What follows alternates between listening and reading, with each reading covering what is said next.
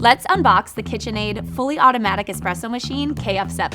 First, a QR code to scan for more how-to videos, drink recipes, and product registration. And here's the quick start guide. Then, in this box, a recipe book with a variety of drinks to make for inspiration, as well as the user manual, water filter, 2 packets with cleaning tablets, a test strip for water hardness, and a ground spoon that helps install the water filter into the water tank and doubles as a measuring scoop. Over here is the 0.8-liter milk tank with the milk tube inside. Then we can take out the main unit itself, which has a fully metal-clad construction for durability, easy cleaning, and a sleek look.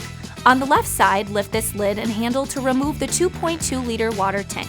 Take this lid off and you have some documentation inside the bean hopper. This hopper is removable. Make sure to remove any packing tape and protective stickers from the unit itself. It's also a good idea to wash any of the parts before using them. There is a care and cleaning section in the manual that goes over that.